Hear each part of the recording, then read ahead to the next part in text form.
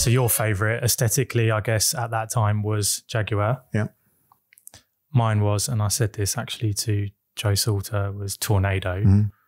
Why don't you like the Tornado? Or do you? Because that's... No, just because I like one doesn't mean I don't like the others. It was just simple that. But when I was joining, so this would be sort of mid to late 70s. The Tornado was a multi-role combat aircraft, the MRCA, which was called when it first started. And I remember doing the CCF days and various things, and this aircraft was being talked about and various things. So it was very embryonic, but the Jag was already out. So for me, it was purely and simply about, and of course, when you're that kid, you only know so much about it, but it's just the look of it. It looked sleek, it looked punchy, it looked, when you're flying around at a level, it really stood out to me. And the thing is, if you've been up close, if you compare a Tornado and a Jaguar and put them side by side, Tornado's built on steroids. It really is, and then you compare a Tornado with a Typhoon. Typhoon's got nice curves and aesthetically pleasing to the eye. The Tornado GR1 is not the prettiest aircraft. I was thinking GR4. Well, they're both the same. It's just the upper iterative. So they're both the same in size. Basically, a GR1 and GR4 is shorter by about a meter and a half than the F3 or F2, F3. And the F3 has got the extra full fuel tank behind the Navigator. And that stretch just gives it that extra nice sort of look to it, where the GR1 and GR4, it looks stubby. It's got short fuselage with a massive tail. Whereas with the F3, it's just because the fuselage, it sort of balances itself a bit more against. Well, that's my view. That's my look. Obviously, the GR1 and GR4 mates against the F3s will have their fights with each other. But that was it, So what was the journey like to Fast Jet? Well, ups and downs as anything. I went through officer training. So that was February 83. Graduated 15th of June. So the 5th. So 10 days time. So was that 83? Flipping heck. Was that 41 years ago? Is that right? Might be wrong. Yeah, 41 years ago. So got through officer training and I was posted to Cranwell, which is no surprise. The Air Force obviously recognised that keep Underwood close to some good clubs in the Midlands. And I'd been invited by Middlesbrough to go. How much behind the scenes going stuff? I know some stuff, but not all of it. So how much was being done in the background regarding rugby, I don't know. By this stage, well, I'll give you a clue. The Air Force knew I was joining and they knew that I was, a prized rugby player. By the time I joined the Air Force in February, I'd already played for England B. I've been on the bench for an England trial. So the powers that be knew that I was a good rugby player. I turned up at Cranwell, February the 13th, 1983, as you do on a Sunday night, green, cheap suit, that sort of stuff. And then Monday, walking around, getting your clothes and signing attestation and testing to the Queen and country and all that sort of stuff. And sometime in the afternoon, I got called in to speak to the wing commander.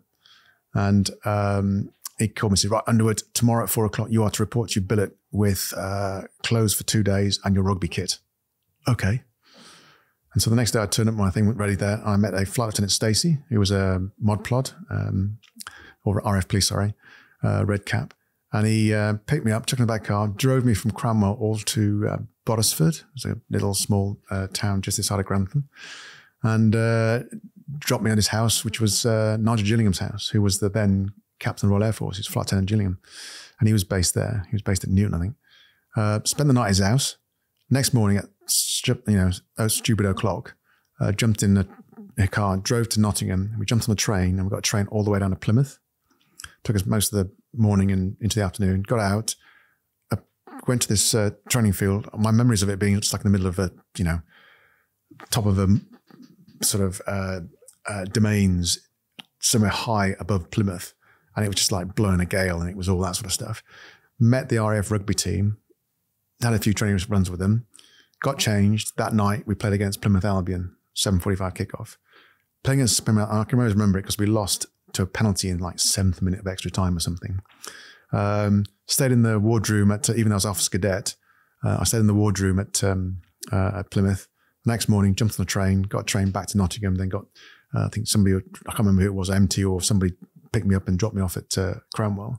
And I walked back into my billet at Thursday at 4 o'clock to see my flight sergeant with my flight, going through some ironing, teaching how to iron, stuff like this. So my first week in the Air Force, I missed 2 days in my first week of the Air Force. So the Air Force already knew I was, a rugby player and a good one. And I had another time I had to get off because of, I played in the inter-services. So there's a couple of times I had to miss a couple of exercises for a few days and things like that. So that was my taster. So they knew that was the case. So when I got posted post officer training, I was sent to Cranwell, which I think they were thinking, right, I think we're going to join Leicester. So it makes sense to leave him at Cranwell, which is close, because the other two options were Linton-on-Ouse and Church Fenton up in Yorkshire. So and I got a letter from Graham Willars, who was the then Tigers coach. I hadn't known that the Leicester boys, the Middlesbrough boys, which I've been playing, I played 5 years for Middlesbrough. A few of them knew a lot of the guys down at Tigers. Okay. And they said, look, he's joining the Air Force and he's down your way. You might want to pick him up. So that's why I got that's the way it works in those days, And so I went down training. So I started training with them, August 83, and then stayed with the club for 14 years.